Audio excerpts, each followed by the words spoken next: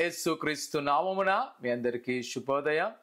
నేటి యొక్క వాగ్దానము కీర్తన 105 సంకీర్తన 3వ వచనం. యెహోవాను వెదుకువారు హృదయమందు సంతోషించుదురు. ఓ యవన అసురుగా నా జీవితంలో అనుకోవచ్చు, నేను దీన్ని బట్టి నేను సంతోషిస్తాను. ఈ వస్తువులుంటే బాగుంటుంది, ఈ ఉద్యోగం ఉంటే బాగుంటుంది, ఇంత ధనం ఉంటే బాగుంటుంది, ఇంత మంచి ఇల్లు ఉంటే బాగుంటుంది, ఇలాంటి కుటుంబం ఉంటే బాగుంటుంది, అనేకమైన ఆశలు కనబడుతూ వీటి బట్టి అనిపిస్తుంది ఇవి సంతోషం అని. కానీ అవి ఎప్పుడైతే పొందుకున్నామో ఆ క్షణమే అది అనిపిస్తుంది, నా ప్రియ సంగమా మరలా ఇంకోటి ఉంటే బాగుండు. కానీ దేవుని యొక్క వాక్యం చెప్తుంది, యెహోవాను వెదుకువారు సంతోషించుదురు. నిజమే, నా సంపూర్ణమైన సంతోషం నాకు ఎక్కడ దొరికిందంటే ప్రభువైన యేసులో. ఈరోజు ఒకవేళ ఈ లోకంలో కనబడే వాటి గురించి నువ్వు పరుగులు తీస్తున్నావేమో, అవి నేను ఎన్నడూ సంతోషపెట్టవు.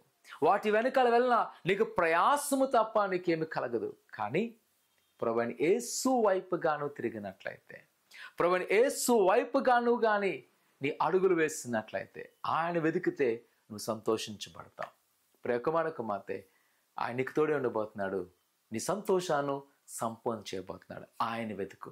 మొదట ఆ నీతిని, ఆయన రాజ్యాన్ని వెతికితే సమస్తము నీ వెనకాల వస్తున్నాయి.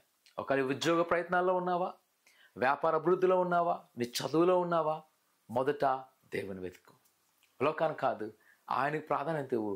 ఆయనని బలపరచబోతున్నాడు. ప్రార్థన చేసుకుందా. పరిశుద్ధుడా దేవానికి కొన్నాళ్ళు నీ బిడ్డలైన వారిని జ్ఞాపకం చేసుకొని నీ దీవెనతో నింపండి, నీ ఆశీర్వాదంతో నింపండి. ఇదిగో ప్రభువా, ఈ లోకం వైపు కాకుండా నీ వైపు అడుగులు వేయటకు సాయం చేయండి, నీ వైపు పరిగెత్తటకు సాయం చేసి వారిని దీవించి ఆశించి బలపరచుమని యేసు నామమున అడుగుతున్నాము తండ్రి, ఆమేన్. ప్రభువును వెతకండి, నీ సంతోషము సంపూర్ణమవును గాక. ఆమేన్.